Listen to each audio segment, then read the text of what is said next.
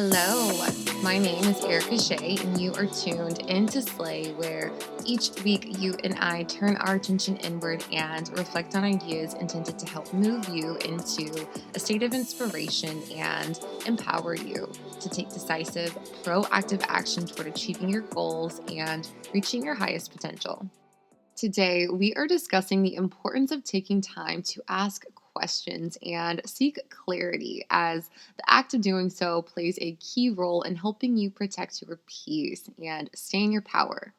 If you desire to reduce feelings of stress, anxiety, to improve your decision making ability and the quality of relationships with yourself and others, then this episode is for you. Let's get into it.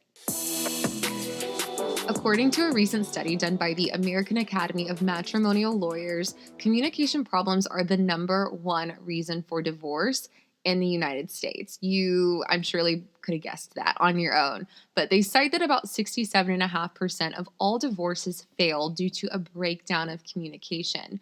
And by breakdown of communication just means that there's a failure to exchange information.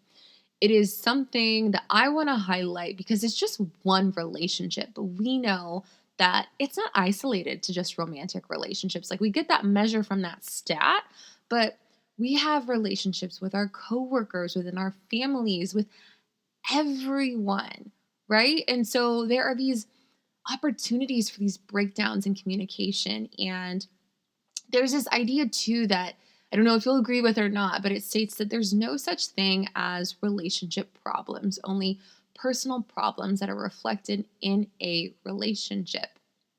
If you were to take a moment to just reflect and look back on your life, past, present, but reflect back on a situation where there was a clear breakdown in communication, what comes to mind for you? Who do you see more specifically as the clear offender? Is this something that has been a repeat occurrence in your life? Do you see a pattern at all? The reason I ask is because more often than not, it is easier for us to see the errors in others, but not so much ourselves. So I'm wondering if the person in your recollection was the cause of the breakdown to you in your mind rather than yourself. Again, if I go back to what I stated earlier, there's no such thing as relationship problems, only personal problems that are reflected in a relationship. If we don't learn to listen and solve problems within ourselves, we take those same problems into each and every relationship within our lives.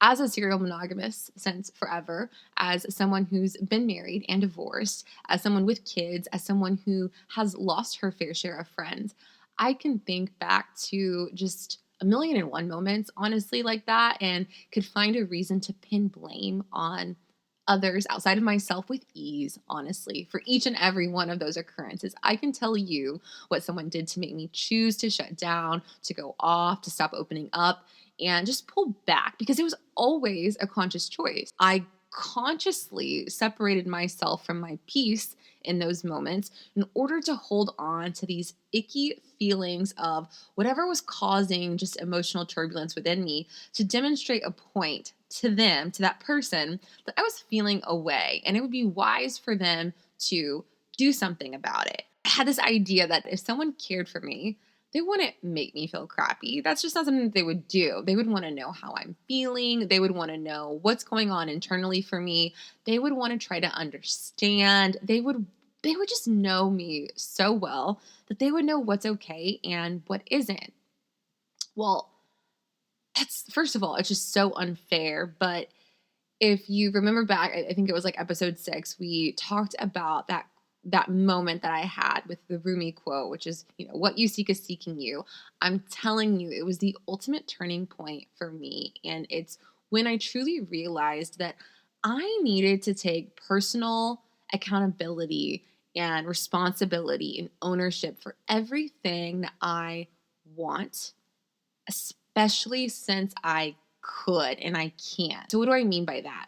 If I want to feel peaceful, why am I allowing myself to be separated from my peace, which is an emotion that I can choose to tap into?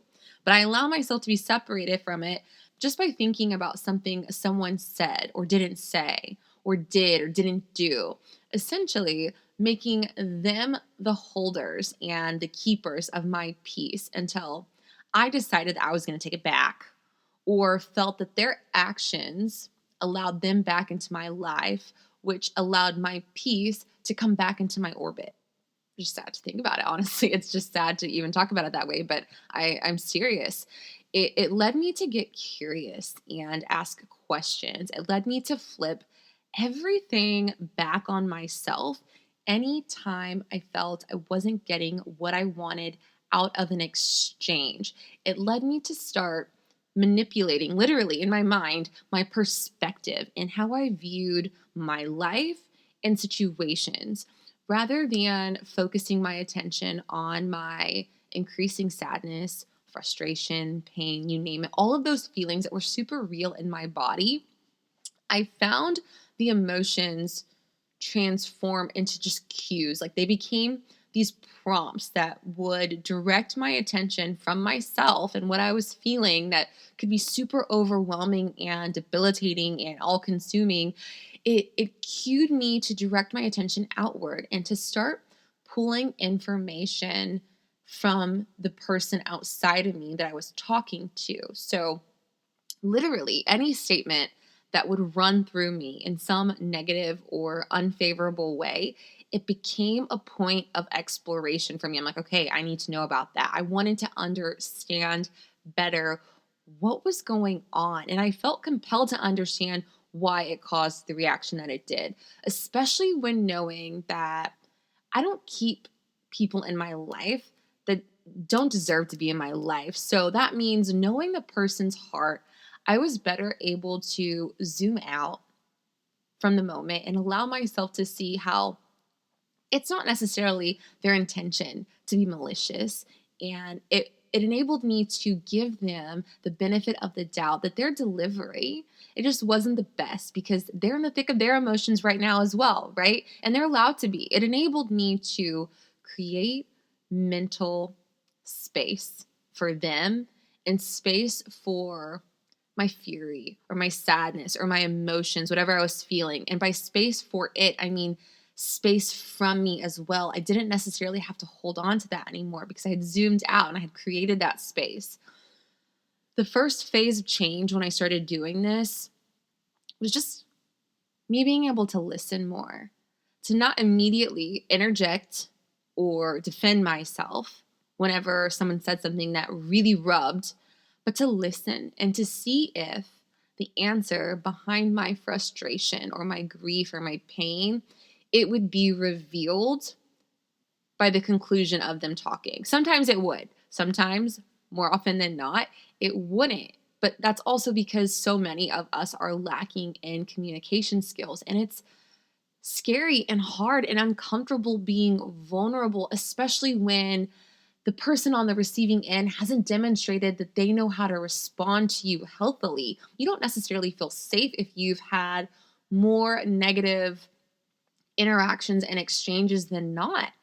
So I had to advance my efforts to understand why the words of someone that I care about, why those words were causing the internal responses that they were causing, which led me to asking more questions. Rather than just being a bitch and asking like questions that I wasn't really going to listen to the answer to, like I actually asked questions that gave me more context and more data. Now, remember, I had created mental space. So there was separation from this person and the words that they said. So when I would ask the question, it truly was to examine their words and not to find something in their words to attack them, which is just super important to note. They were not the words that they said. So I was able to create that space with them. Okay, moving on. So, for example, someone, if they were to say, I need someone who's just adventurous, rather than take that personal and start to question whether someone's calling me boring, I could say something like, when you say you need someone who is adventurous, what do you mean exactly? Like, do you need someone who loves to travel and wakes up ready to jump on a jet? someone who, just likes to try new things, someone who is spontaneous. What does adventurous mean to you? So I just make sure that I'm on the same page and I understand. What happened in doing that repeatedly was just beyond helpful, especially since it started out entirely self-serving. The curiosity, though, that I had to better understand myself, it gave me the added bonus of better understanding them. The act of trying to figure out why I felt the way I did with certain words used by certain people, it led me to listen more actively to everything that was being said to me and how it was being said, which increased my level of engagement, which then increased the level of openness from the person that I was drawing these insights from. We just felt closer. It increased our emotional connection, our level of intimacy.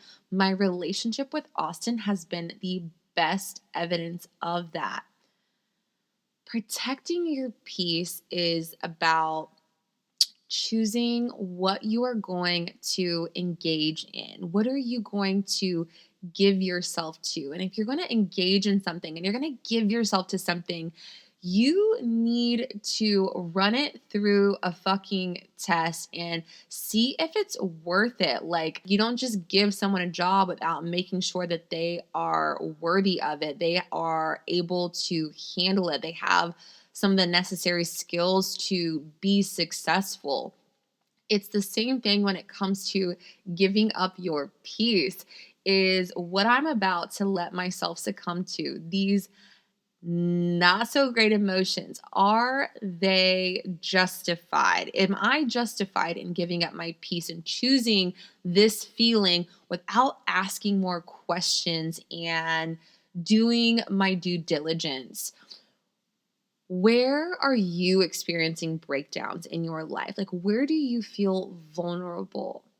The point in all of that information and that backstory is to encourage you to get curious, to ask questions, and note that it's not only what we do, but what we don't do that we are accountable for. So when I think about that quote that we opened up with when it comes to divorce and that rate, and just thinking about how oftentimes like we think it's the other person, how they just were a shitty communicator, this, that, and the other. What about you? Did you facilitate a healthy exchange? Like, did you do the best that you could do? Anytime that we point a finger, we have three pointing back at us. Everything of value comes at a cost, meaning some form of effort is going to be involved. Are you relying on others to give you what you need, or are you taking ownership? The point of today's talk is to help you notice and encourage you to be mindful of where your mind wanders when you're not paying attention. Is it going somewhere that serves you? Those thoughts that it starts to run through, yes or no? Is it an issue that is yours to own, or did you assume it from someone? Can you let it go? Yes or no? Are you spiraling off of assumption or fact? Is this reality that you are allowing to steal your joy, or is it imagination? Yes or no? Is someone attacking you personally, or are you taking something that someone is saying personally? Yes or no? Could this situation be clarified by asking more questions? Yes or no? Can I put myself in this person's shoes right now? Get over myself, but put myself in this person's shoes right now. Yes or no? Doing that is going to help you create so much more peace for yourself, because you start to have more grace for others, and it allows you to better understand how to interact with these individuals who all have their own unique ways of communicating.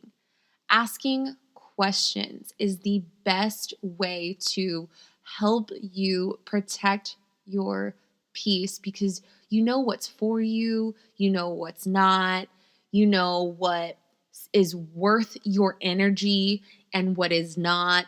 And you're able to just kind of run things through a test. It's your test, but it gives you some extra layers of protection, those questions, before you make yourself vulnerable and you expose yourself to something that's going to take you a decent amount of time to recover from.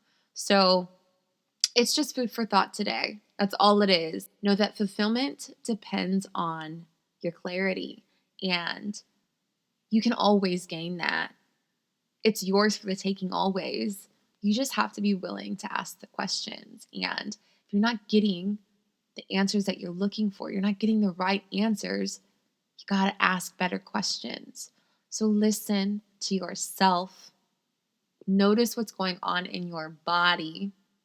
Pay attention and use that feedback as a prompt to get curious, to take a step back, to not jump on somebody, but ask questions. Is this personal? Is this for me or is this theirs? Is there something that I need to do here? Is there something that I have missed? Gather all of the insight needed in order to help you feel confident in those moments. That way you can stay in your power. Thank you so much for tuning in. If you enjoy this content and you are not already following on Spotify or Apple Podcasts, please be sure to do so. Until next time, you guys, continue to show up for yourself in a major way.